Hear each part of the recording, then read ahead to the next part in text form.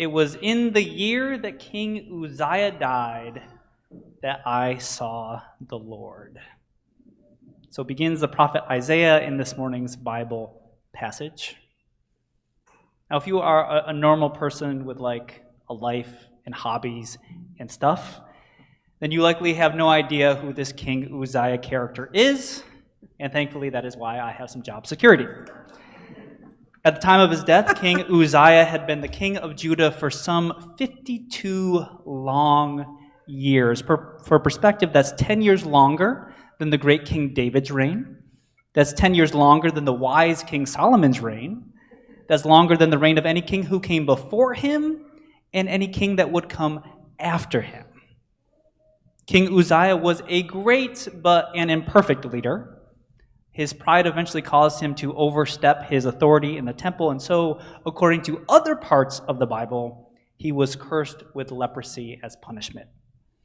But that debacle notwithstanding, it can be said that under his leadership, the nation of Judah flourished.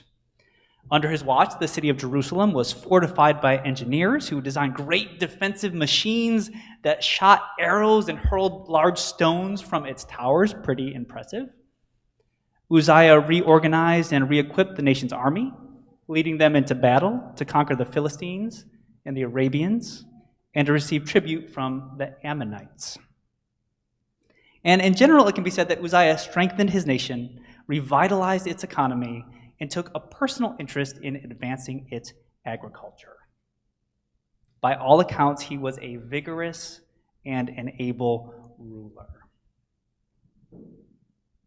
So after this unmatched period of stability and safety, Judah's government was now in transition.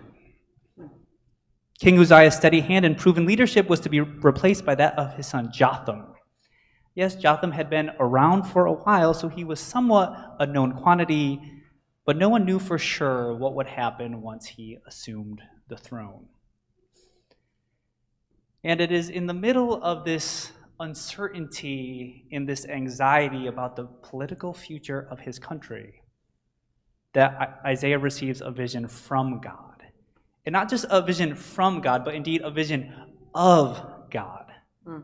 And specifically what he sees is this vision of God sitting on a lofty throne, dressed in the robes of a king, angels flying back and forth, attending to God's every need. Isaiah reports that the hem of God's robe alone filled the temple. That would be like if the cuff of my sleeve here, if it filled our sanctuary, it'd be that big. In truth, our ceiling is about the same height as the temple in Jerusalem. It's about 50 feet tall.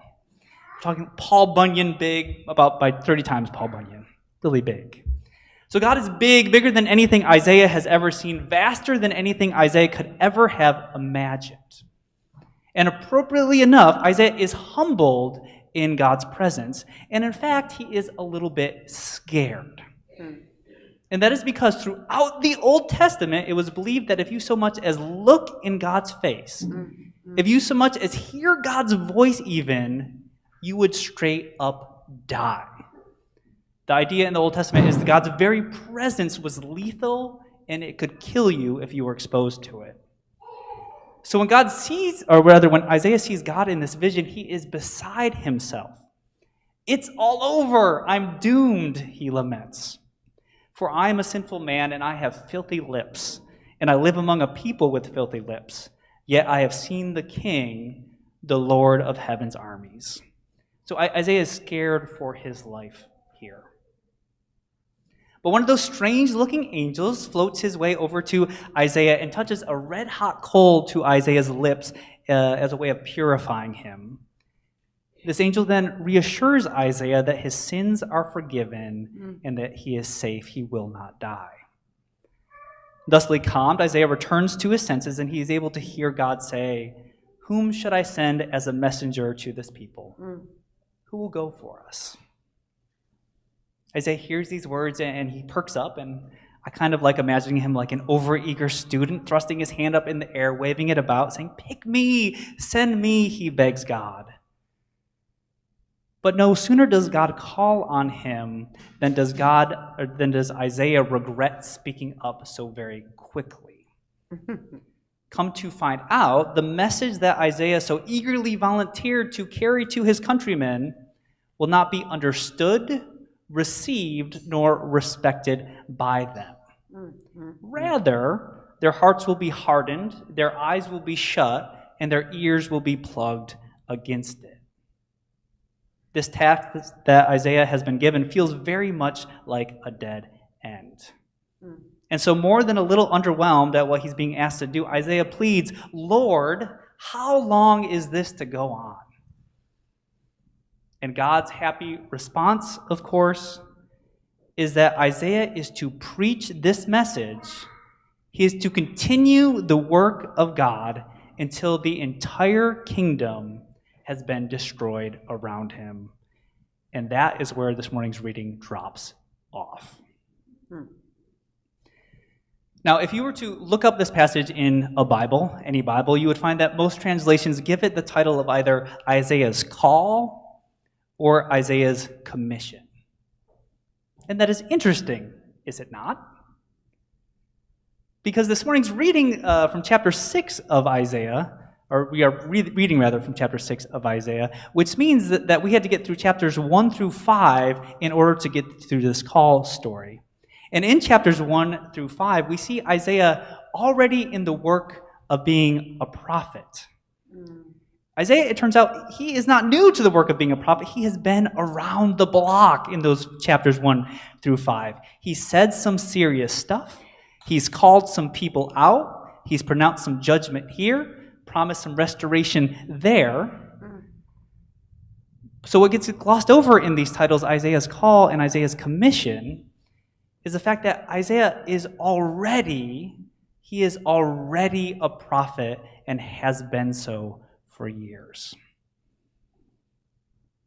And yet, there is something about the political moment in which Isaiah lives that God feels that there is a need for him to renew his call.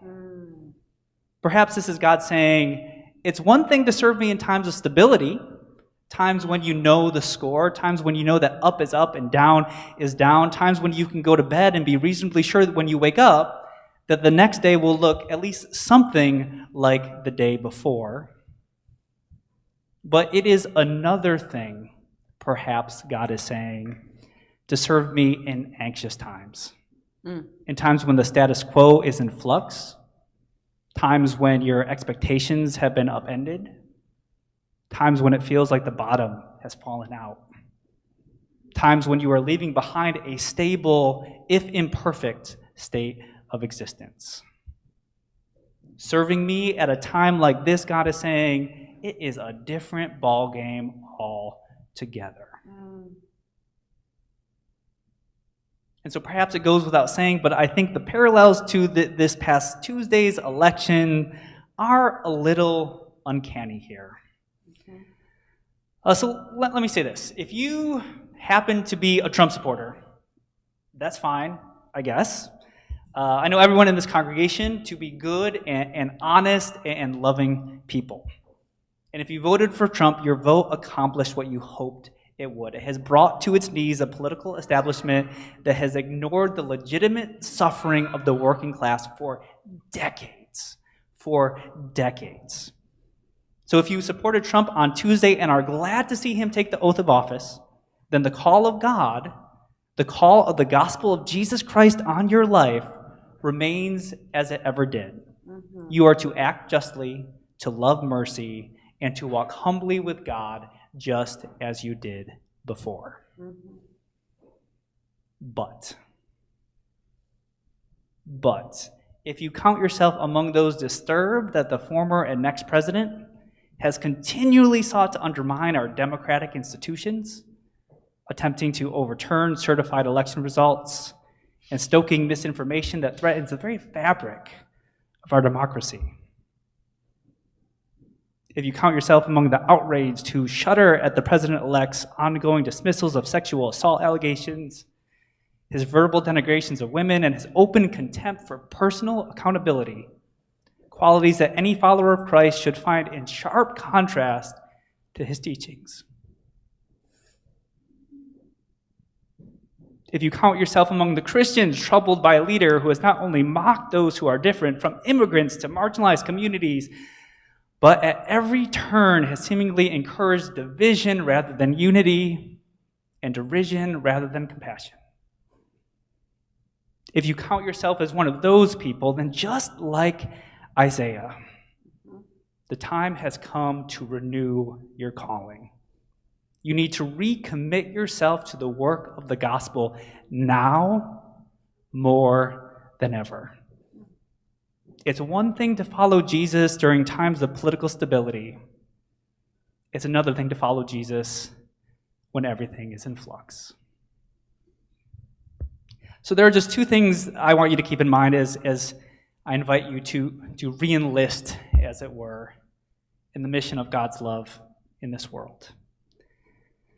And the first thing is this. The work of the gospel that today's reading challenges us to recommit our lives to. It is not glamorous work. It is not sexy work by any stretch of the imagination. Remember, Isaiah was to preach a message that would fall on deaf ears until the entire kingdom had been destroyed around him. The work of the gospel has been and always will be profoundly unsexy. It will sometimes look like speaking up for love in the face of newly invigorated racism and misogyny, despite the fallout it may cause with your friends and your family and your coworkers. The work of the gospel will sometimes look like getting pepper sprayed in the face as you peacefully protest what is evil in our time. It will sometimes look like washing dishes at a soup kitchen and continuing to care for the poorest of the poor, all politics be damned. The work of the gospel will not make you famous, it will not win you accolades, and it will be largely unappreciated by the world around you. But friends, it is good and honest and holy work. So that's the first thing. And secondly, I need to say, it is easy to get discouraged and downhearted when things don't seem to be going our way, when we're doing good work as best and as hard and as much as we possibly can, and the world still seems to be crumbling around us. And so in our lowest moments, we need to remember that true to Isaiah's vision, that call to gospel love put on our lives comes from something much bigger than ourselves. Mm-hmm. Something much bigger than Mr. Trump. Something much bigger than the GOP. It comes from God, God's self, the hem of whose robe alone filled that temple in Isaiah's vision. And it is that God's love, and that God's mercy, and that God's compassion, and not any president or political party that gets the final words in our lives. Mm-hmm. And I recognize that it is very easy for me to stand up here, and maybe not that easy, but it's easy to stand up here and say these things, but that is a much harder thing to actually live out, especially when we're grieving and angry and scared and still recovering from Trump's last 4 years in office. And I don't know about you, but I'm tired, and I don't want to go through it again, but we really don't have a choice. So by way of closing today, I want to share with you the story of one Corrie ten Boom. Corrie ten Boom was a Dutch woman who lived during World War II. She and her family were part of the resistance. They hid Jews in their home in the Netherlands, and for the act of compassion, she and her entire family were arrested and sent to a concentration camp, and Corrie was the only one to survive. Now, despite the tragedies that she endured, Corrie remained a devout Christian throughout her life. And after the war had ended and the camps had been liberated, she began traveling around and speaking at different churches, sharing about God's love and God's faithfulness, even amidst the horror that she had experienced.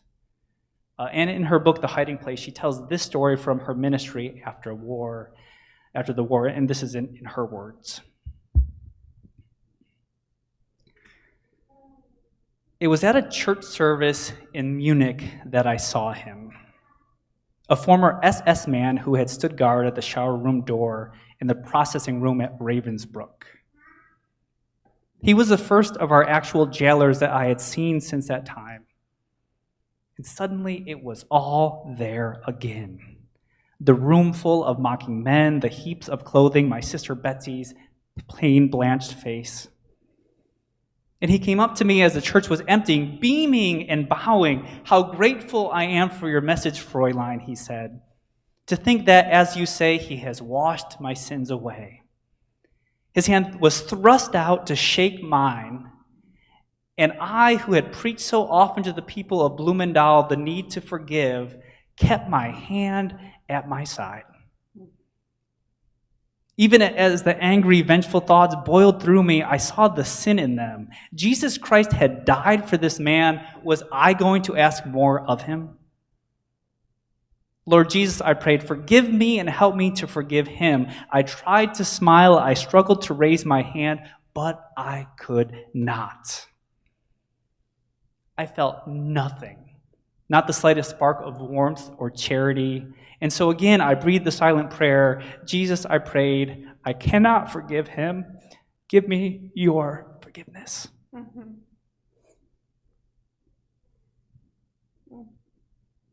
And as I took his hand, the most incredible thing happened. From my shoulder, along my arm, and through my hand, a current seemed to pass from me to him, while into my heart sprang a love for this stranger that almost overwhelmed me. And so I discovered that it is not on our forgiveness any more than on our goodness that the world's healing hinges, but on God's. When God tells us to love our energy, God gives, along with the command, the love itself. Oh. Friends, though the road ahead may be uncertain, may we, like Isaiah, take this opportunity to renew our calling and recommit ourselves to the hard and holy work of love and justice. Trusting that we are not in it alone. Trusting that it is God's own love and God's own strength that will sustain and equip our every step, even when the weight gets heavy, even when the path feels impossible. In the name of Jesus, in the name of love, may it be so.